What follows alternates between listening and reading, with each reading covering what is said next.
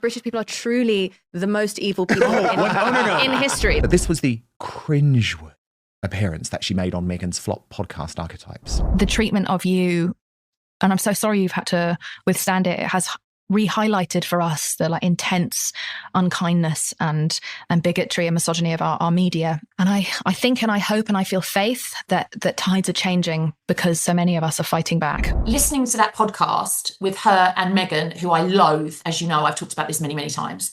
They are the most self-indulgent pair of witches. Were you silent or were you silenced? The latter. I wanted to be clear because was she silenced? Were people telling her not to talk? That's why I said that. I said it for clarification.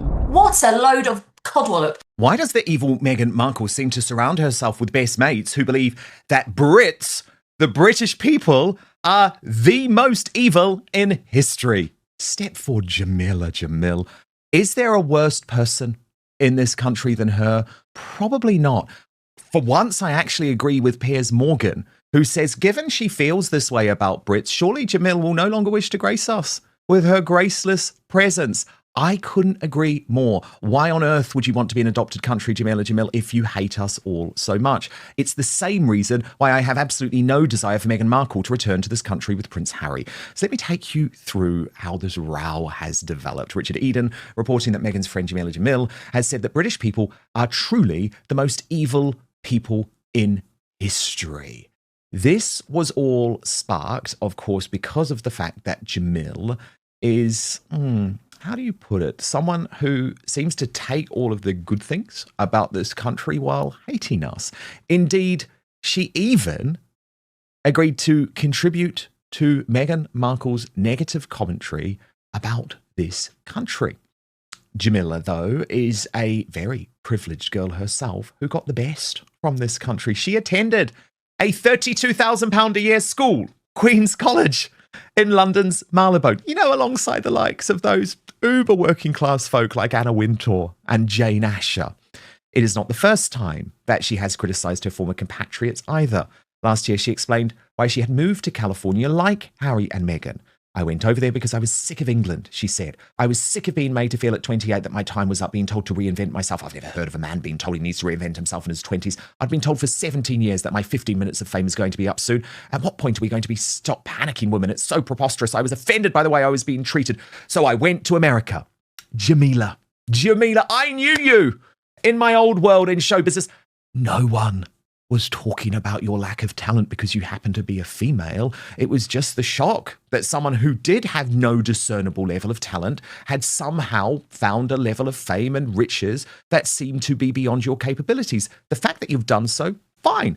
But to suggest that the country that gave you everything is the most evil in the world, I think, should get you a permanent ban.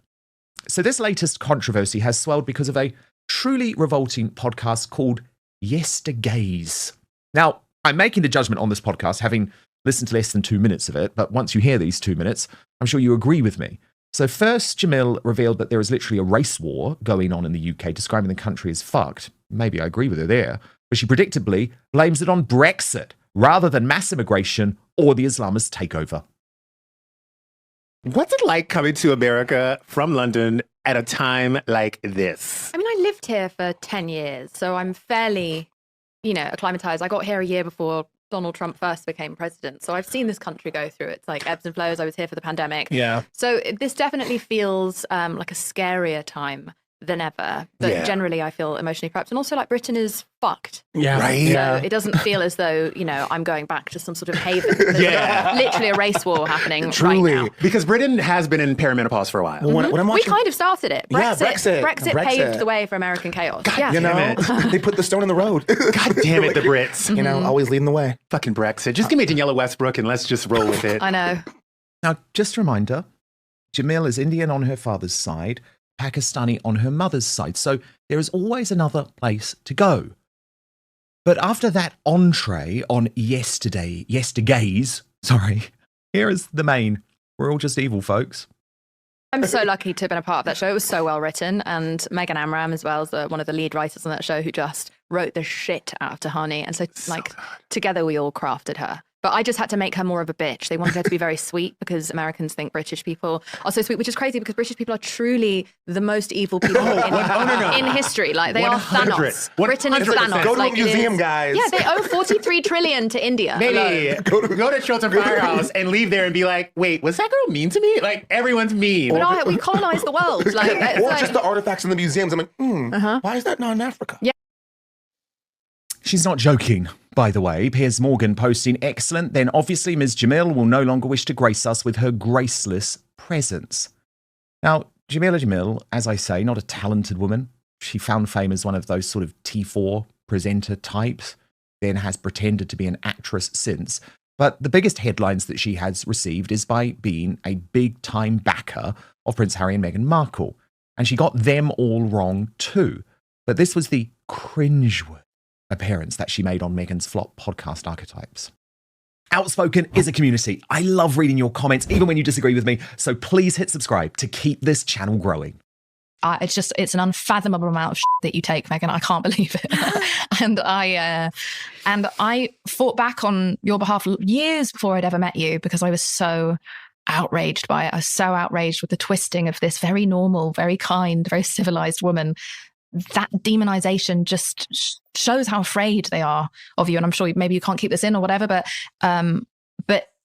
the treatment of you, and I'm so sorry you've had to withstand it. It has re-highlighted for us the like intense unkindness and bigotry and misogyny of our media. And I think and I hope and I feel faith that tides are changing because so many of us are fighting back. Well, thank you for fighting back. When all of that criticism can feel really attacking or really uncomfortable or scary, is there ever that moment where you go, no, I just can't put myself in this position anymore. It's not good for me, even if it's good for the greater good. To the superstar panel, Lee Harris and Orla Minihanes. So Orla, look, Jameela Jamil has Pakistani and Indian parents. She now lives in the United States of America. In all seriousness, and I truly mean this from the bottom of my heart, if she believes the British people who gave her everything, right, who gave her her education, gave her her career, if she genuinely thinks we are the most evil people in the world, in history, this country is so terrible. You know, there's a race war here. It's just awful. Seriously, I would love her never to come back. I would actually love to ban her from the country if she feels that way. I mean, listening to that podcast with her and Meghan, who I loathe, as you know, I've talked about this many, many times. They are the most self-indulgent pair of witches. Oh my God, we're misogyny and da da da. Do you know what really, really gets on my wick? These women talk about misogyny and how unfair it is and blah, blah, blah, blah, blah. Have either of these women ever talked about what happened and the rape gang scandal? Have any of these women ever talked about what happens to real girls in this country? No, they're too busy pruning their egos and talking about how hard done by they are. Poor Meghan. They are revolting, these women. She has been, as you just said, she is a limited talent, limited intelligence. 43 trillion they owe India. What are you talking about, you absolute uneducated muppet? Be quiet. Do you know what? There is nothing misogynistic about this country. There is nothing misogynistic about the media. Only if you are an unintelligent, feminist idiot who talks an absolute nonsense and then wants everyone to feel sorry for them because you're so pretty and you should have got more famous than you did, but nobody rates you because you're an idiot. The same as Meghan Markle. They just sit there talking about how hard done by they are. Do you know what? Let me talk to you about hard done by. Let's talk to you about the thousands of girls that have been raped in this country, and you talk to them about how hard done by they are. They make me sick, these women. Do you know what? I hope I never have to see that woman again. And do you know what? The only thing she's got going for her? The fact that she's pretty. And do you know what, sister? That's going to go as well. So find yourself some other bandwagon to jump on. Oh, Would you know what's interesting, actually, Lee, taking on what Orla's saying? You know, I call a spade, and I'll just be honest about it. The reason that Jameela Jamil got all of these jobs was because she was non-white. She was promotedly at a time when Channel 4 went uber woke. You probably remember this. They were very, very early onto the uber woke bandwagon. It wasn't even called wokery back then. It was like diversity. And so as a result, she got lots of gigs because of her Pakistani Indian background. Indeed, she's a very privileged woman, incredibly privileged. You know, she's posh, Lee, but she got the gigs because of her skin color, not because of her talent. And she won't like me saying that, but it is true. If she had been white, she wouldn't have had these opportunities. And again, I think that is one of the twisted things that has happened to the United Kingdom in recent years. Yeah, you're almost certainly right. That is almost certainly what's happened, and the fact that she refuses to steer is also quite telling. But what is also quite telling is it's very clear that very, very expensive education doesn't make you intelligent. I mean, it's genuinely historic illiteracy to say the things that she said about the United Kingdom. The British Empire ended the slave trade. We spread democracy around the and civilization. Yeah, the rule of law, medicine. There's so much. The English language, that she speaks. There is so much good about this country, and she's been probably She may well be self-inflicted in terms of her brainwashing. Who knows? But she is an idiot. I really can't say anything. And do you know what the thing is? She says in that podcast, "Oh, you're a civilized woman," to Meghan, and Meghan's like, "Yes, I am." Oh, piss off! It's so civilized woman. And congratulatory, do you know what? Both of them have jumped on that bandwagon of I'm mixed race, I'm Indian, blah blah blah. Poor us, poor us.